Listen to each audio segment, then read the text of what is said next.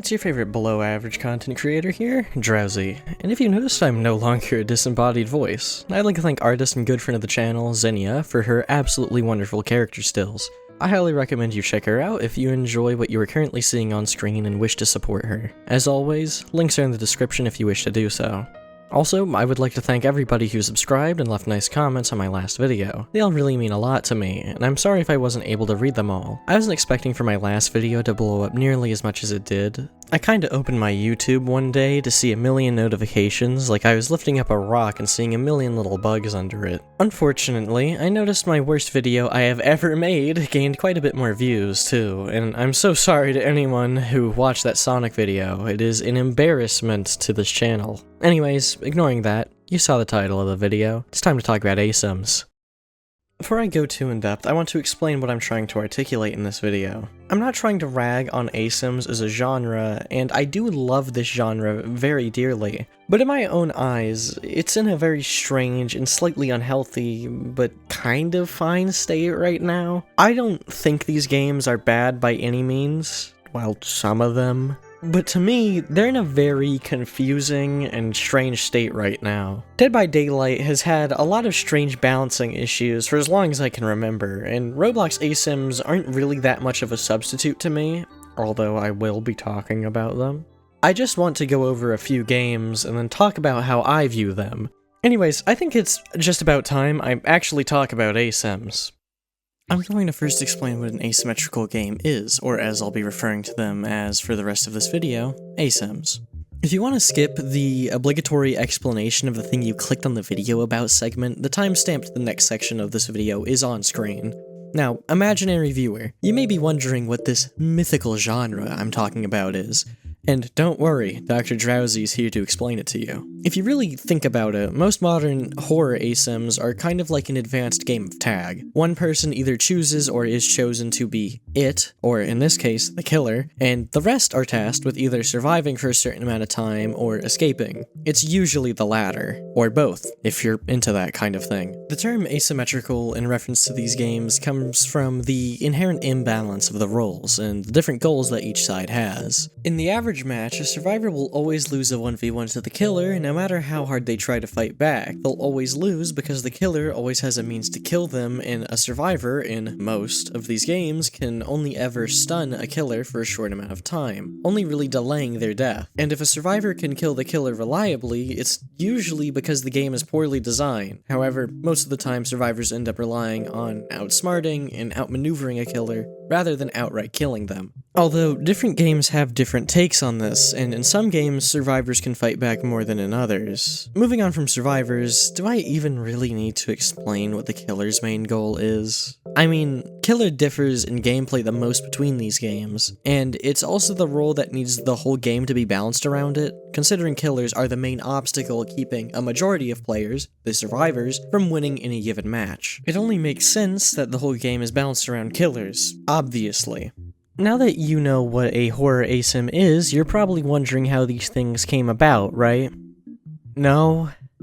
Well, it's my video, so too bad, I'm gonna tell you. Considering the idea of a game being asymmetrical dates all the way back to the invention of tag, or I guess going a little further forwards in history here, Dungeons & Dragons, which yes, Dungeons & Dragons does count as an asym, at least by the definition of what an asym is. If I was talking about the history of asyms as a whole, I would be sitting here forever until I turned into dust. What I'm more or less talking about is the gameplay formula you see in most modern asyms these days. The earliest example I can find of an asym that even resembles what you typically see today is a game called Depth. You might have actually seen this game being played by YouTubers quite some time ago. Small YouTubers, such as Markiplier, actually made videos playing Depth.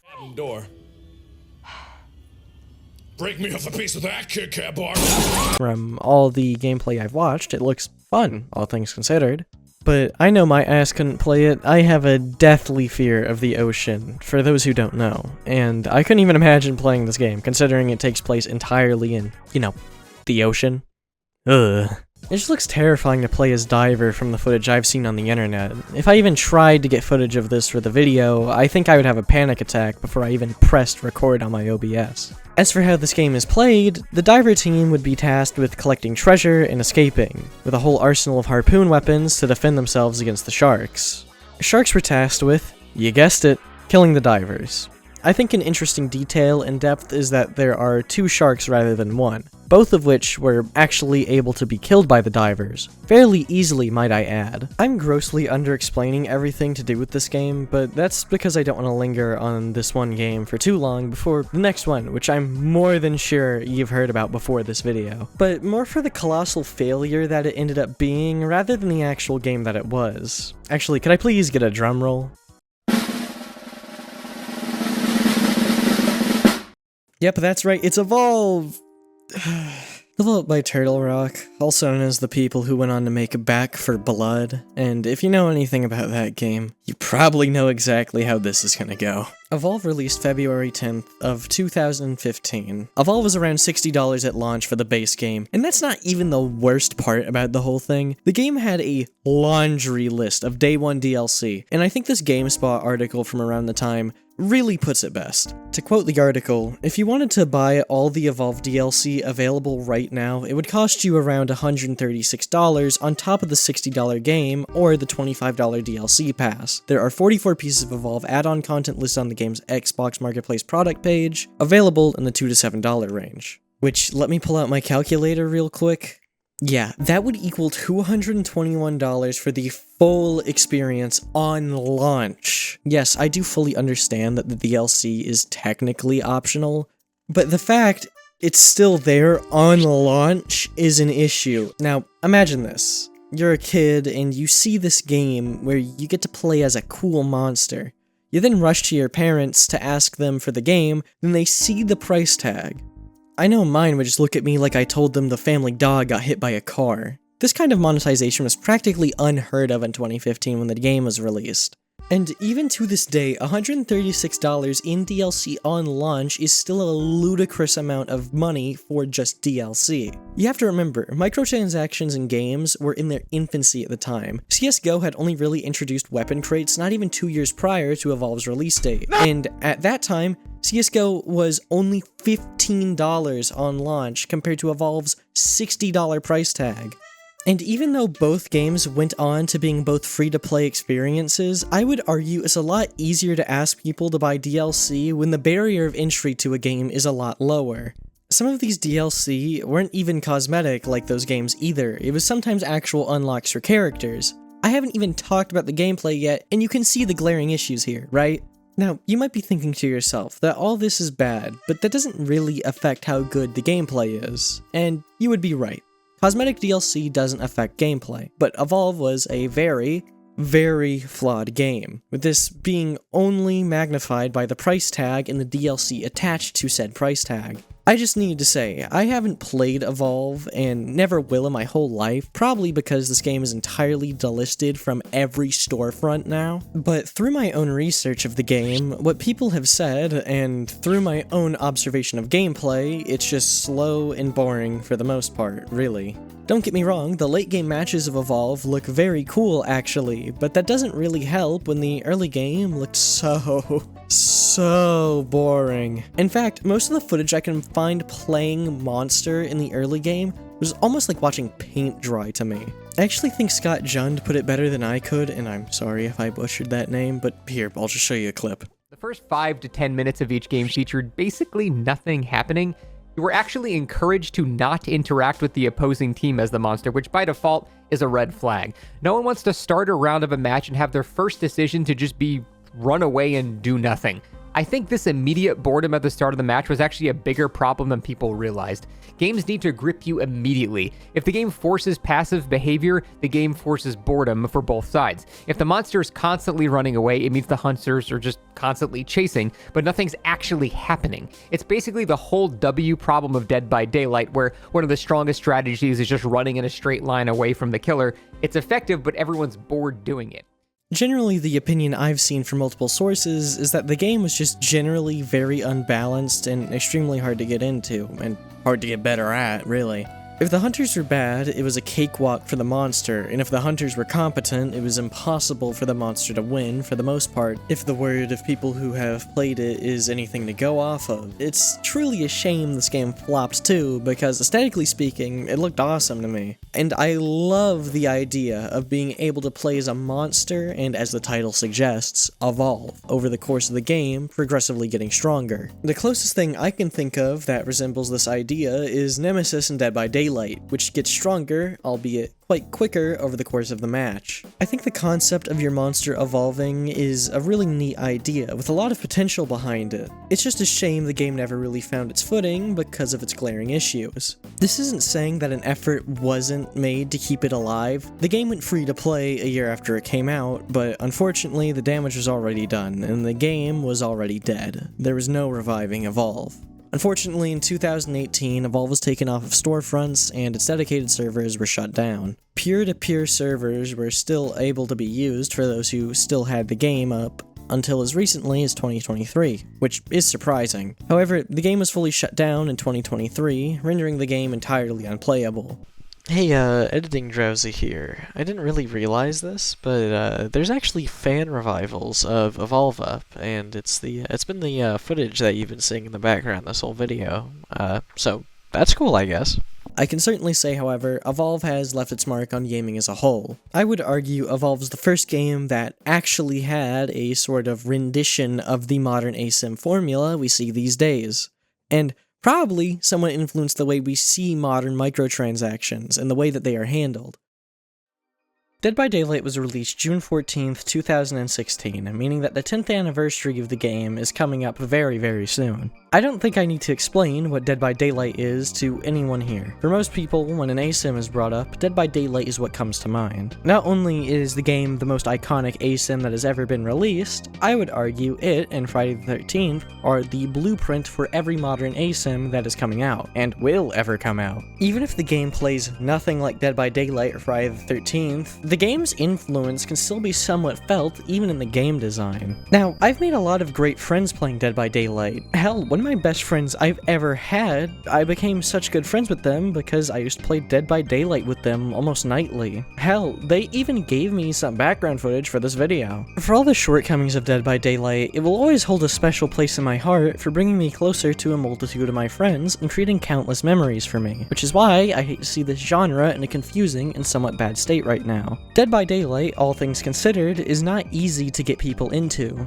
It's toxic, sweaty, sometimes infuriating, and poorly explained to players. Now, there are a lot of very nice people in the community. I for one love how inclusive a lot of people are in the broader Dead by Daylight community. From what I've observed, it's very nice to see not only the community, but the developers of this game be openly supportive of the LGBTQ. As someone who is both a gay and non-binary person myself, it's nice to see a gaming community like this, because a lot of gaming spaces are pretty hostile towards people like me. It really helped me continue playing the game because as small as the things that are added to the game are, it's really nice to be able to have something as small as little chimes of flags on my character. It's really refreshing is all. I'm not saying all developers need to add these sort of things, but it's nice to see. However, I'm not saying there's no homophobia in the DBD community. The other portion of the community is proof of that, really.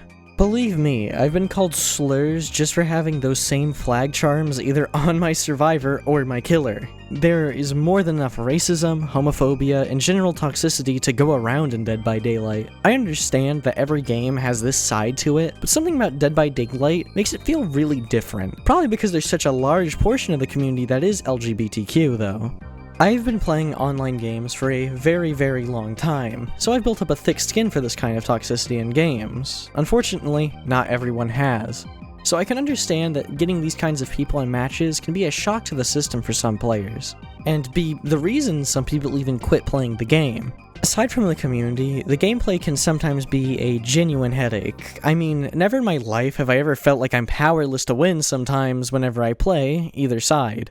I'm not saying I feel that in some matches, but for the life of me, on Survivor, sometimes it just feels like a slog to try and finish out some matches. Like, you know you're going to lose, but you still have to play it out until it's over, and the issues can be felt on Killer too, sometimes to an even higher degree. Sometimes people finish generators too early and you haven't made enough progress on killer, so you basically have to play out the next 10-ish minutes knowing you're going to lose. You have to pray you either pull a generational comeback or the survivors just end up making too many mistakes. Sometimes on Survivor, this especially goes if you have random teammates, you watch your teammates drop to the ground in like 2 seconds and know exactly how the rest of the game is going to go. I'm not saying that you're going to lose these kind of games every time, but even if you win, it sure doesn't really feel great in the moment either. However, like any game, making an insane comeback can also feel amazing. In general, I find a lot of asims have this special way of making you feel bad when you die. Like, I don't know what it is, but I've seen DBD specifically bring out the worst in people while playing.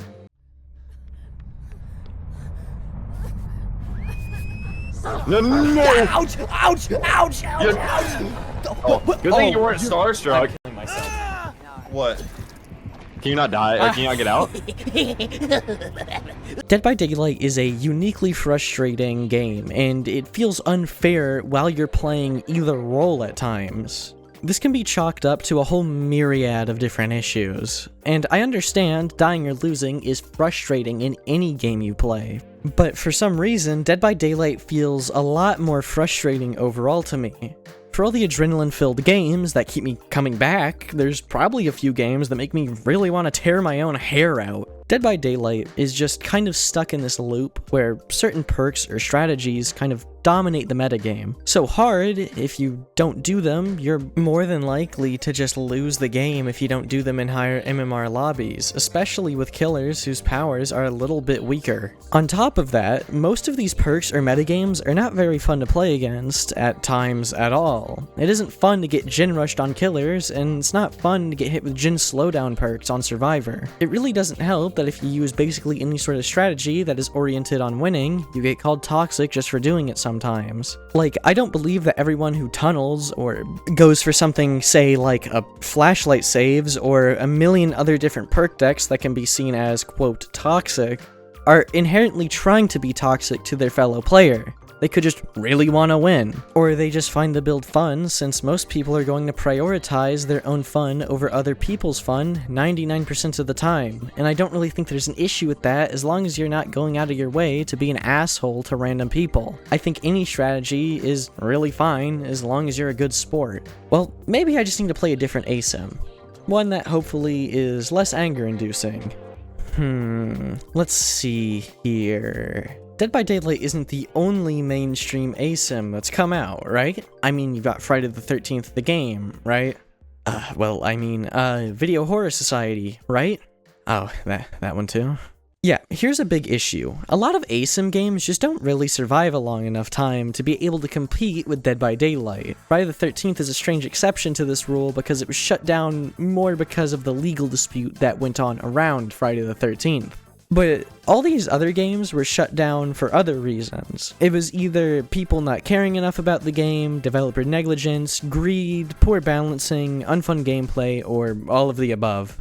Usually people think these games are cool, play it once or twice with some friends, and then go right back to playing Dead by Daylight. I will say though, a lot of these games just kind of shoot themselves in the foot. The Texas Chainsaw Massacre game is a great showcase of this. The price of DLC for the game was absurdly high. You would wait in lobbies for sometimes upwards of 30 plus minutes, at least in my case, just to get into one lobby where you have a 50% chance of instantly losing and going right back to sitting in the lobby again. And the developers never really addressed bugs. This isn't the first time this has happened either, in fact. I would say this is the way a majority of asims end up dying. And it's really a shame. I absolutely loved the Texas Chainsaw Massacre game. I thought it was really fun for all of its flaws. I might be a little bit biased though, since Texas Chainsaw is one of my favorite slasher films. But that's for another video. With a lot of horror mascots, they just opt into being DLC for Dead by Daylight rather than trying to make their own game, and I can entirely understand why. It's a much safer option and much more guaranteed that it'll do well and be talked about. I mean, more people would be talking about Predator if it was in DBD, rather than being its own standalone game, where the only reason it's even mentioned these days is because you could turn the Predator into another Predator with a Dr. Disrespect skin. Yes, I just want an excuse to bring that up.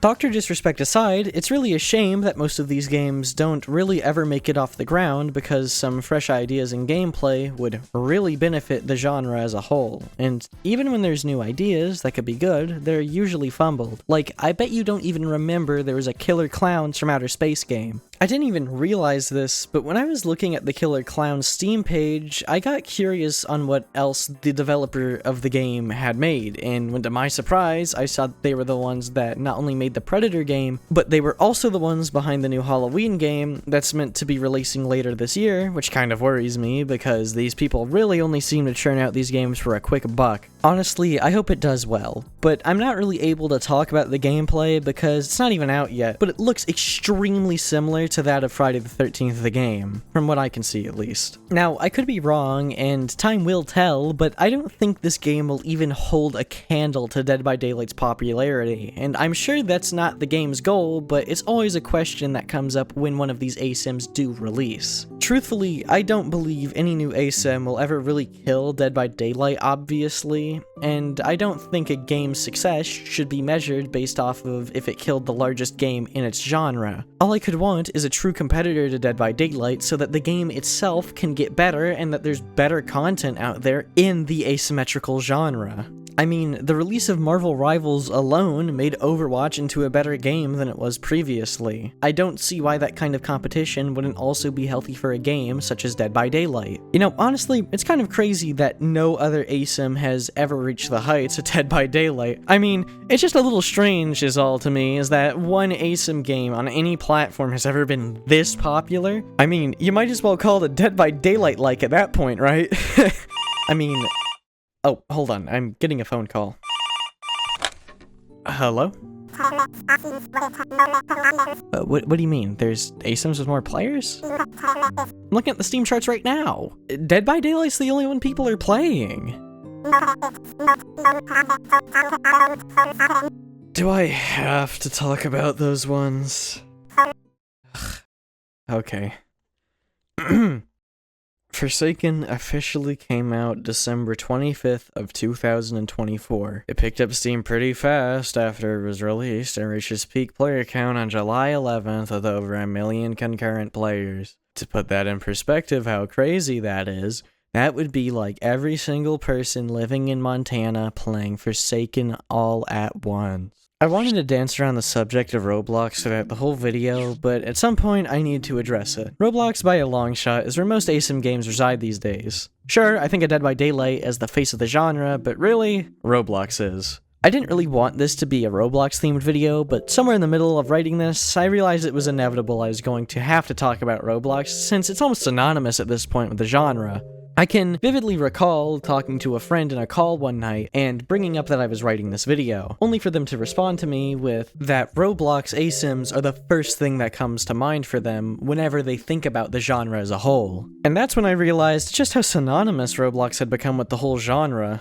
I used to actually play Forsaken, believe it or not, and that was a dark time in my life, I'm not going to lie. I think one of my bigger issues with Forsaken, or in this case, Roblox Asyms in general, is that like 99% of the time, they don't really let you pick the role that you want. Most players like having control over the experience they're going to have in-game, which leads to people who enjoy playing Killer more than Survivor only sparsely being able to play the role. It leads to this larger gap in skill between Killers and Survivors in my opinion. It's hard to get good at a character or role in a game when you're only able to play 1 out of 10 times. And I don't think that this is a huge issue, but with a lack of any sort of way to match players of similar skill in the game together, it leads to a huge gap in skill in most lobbies, with half the lobby being players who just started the game, and the other half being people who have an absurd amount of time in the game. And I understand that if there's always an extremely even lobby, you're always going to have to try as hard as you can, and there's a large debate for what SBMM does to games. But not having it does undeniably make the game harder to get into, and it makes it a toss-up if the lobby is going to be fun for everyone involved. I do get that if every match is super even, it doesn't allow for people who have developed crazy skills to be able to use them as much, and they could in a lobby if it's more of a mixed bag in terms of skill. And of course, SBMM affects every game it's in differently. If you want my honest opinion on it, it should really only be on games that are intentionally competitive or have a heavy focus on skill. It's not really at all crazy to me that Forsaken doesn't have this system. The game doesn't really need it, although the game does become harder to get into because of it, but I only really view Forsaken as a casual game, so once again, it's not really a huge issue to me. Moving on to gameplay, Forsaken differs from most other Asyms outside of Roblox because the goal isn't escaping, it's just surviving until the timer ticks down. Remember when I said that Asyms were like a more advanced game of tag? Now, for those who are curious, you're probably wondering what my overall opinions in the gameplay are, and honestly, I actually don't mind it. Yeah, I mean, I don't really like the game much, but it just kind of has either the same issues, such as tunneling, that other games have, but rounds end so fast in Forsaken, getting tunneled is more of like a minor annoyance. I don't really like how easy it is to bully killers in this game, since a large majority of the survivors have some sort of stun or slow ability along with being able to stack them. And I think that survivors being able to fight back too much in any ASIM is overall unhealthy for the game. I mean, Friday the 13th the game had the same issue, that it was really easy to just bully Jason. Hell, I'd say a majority of the content people have consumed about Friday the 13th the game is the survivors bullying the killer. But it's not really an issue specific to Forsaken, so I can't really say it's entirely an issue unique to this game. Forsaken is kind of like one big nothing burger of a game to me, really, to sum it up. I'm sorry, I don't really have anything more to say about it. Its gameplay just is uninteresting to me, and if you enjoy this game, all the power to you. But I'd rather spend my time on a game that doesn't have connections to soul-driven love. My main issue with the game comes from people in the dev team, in the community themselves. I'm not really gonna dive into that though, because that could make a whole new video in itself. The gameplay is fine. It's mediocre to me, at best. But like, I can't in good faith want to play a game that is developed by, frankly, terrible people. And it was shown that the other parts of the dev team didn't cut ties with a literal Nazi. And I understand that you can enjoy a game and still hate the company or people that make it, but in this case, you are directly supporting these people. Like, I wanted to talk about Forsaken without bringing this up, but it is so intrinsically tied to the game at this point that I can't help but bring it up. Moving on, though, I've been hearing about a new Roblox asim that came out called Bite by Night, and it's based on Five Nights at Freddy's. I haven't played it yet, so let me go do that. Alright, I actually played quite a bit of Bite by Night, and I can confidently say that it was pretty good, actually. I mean, I can see a few flaws, but other than that, the game's actually pretty solid, which I was pleasantly surprised by. I mean, the gameplay loop is really simple, don't get me wrong. It's in the same vein as something like Outcome Memories, but I mean, the game is visually gorgeous. It controls and feels very good, and the animations severely help with this. There's a few unique mechanics present in this game that I actually quite like.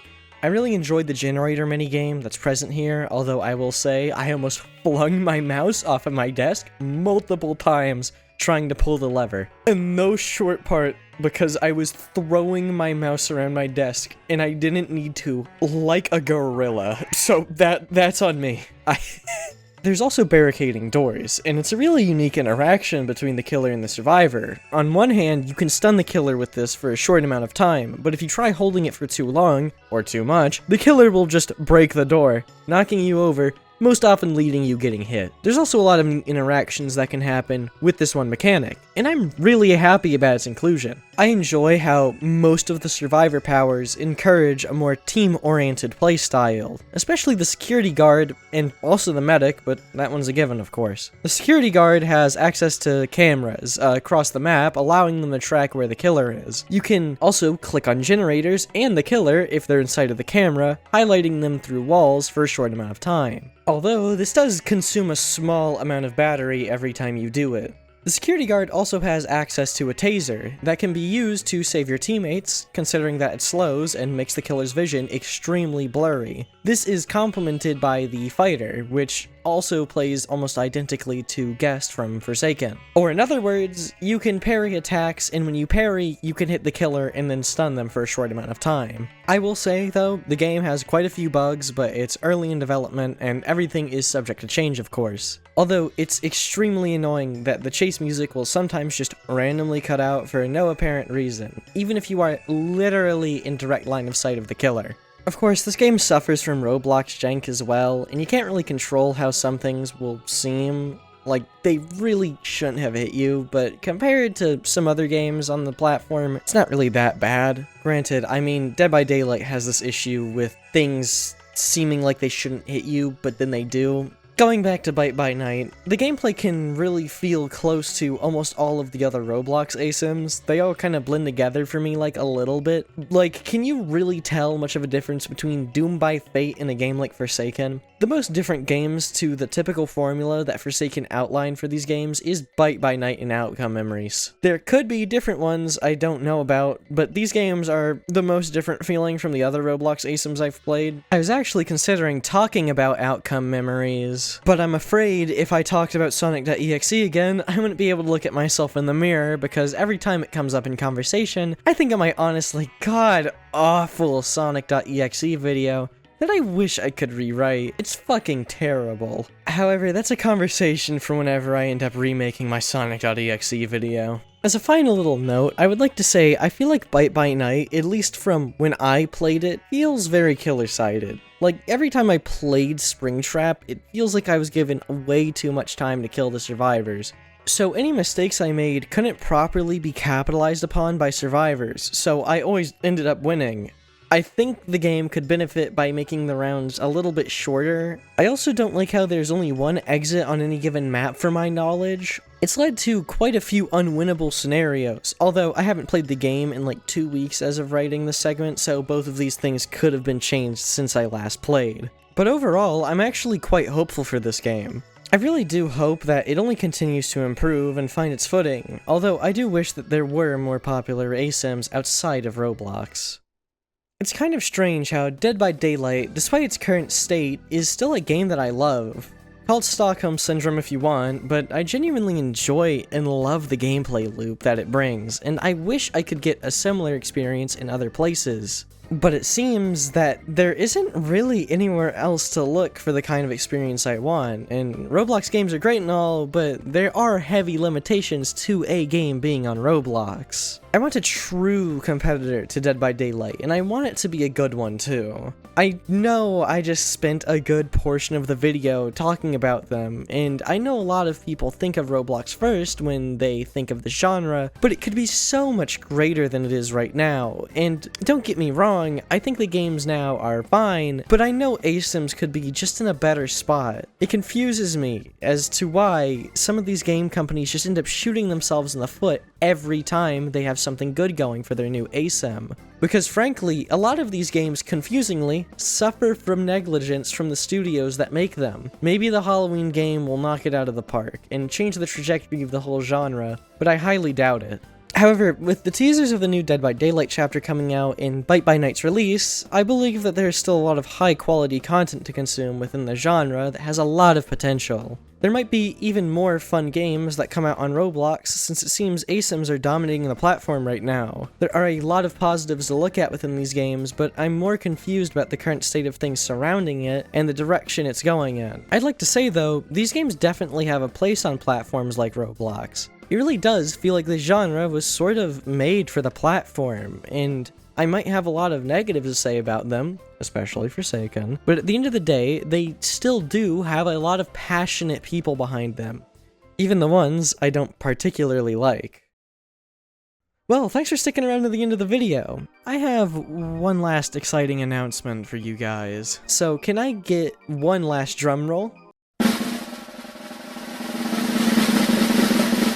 We have officially hit 1,000 subscribers. It's been absolutely wonderful seeing the growth my channel has been getting since my last upload, and I really appreciate everyone who subscribed. It really means the world to me. I'll make sure to use this as motivation to put out even more effort into my videos. Anyways, Thank you once again to the very talented Xenia for drawing my absolutely beautiful face. Anyways, I'm gonna go play Cartwright and Impreg Wesker now.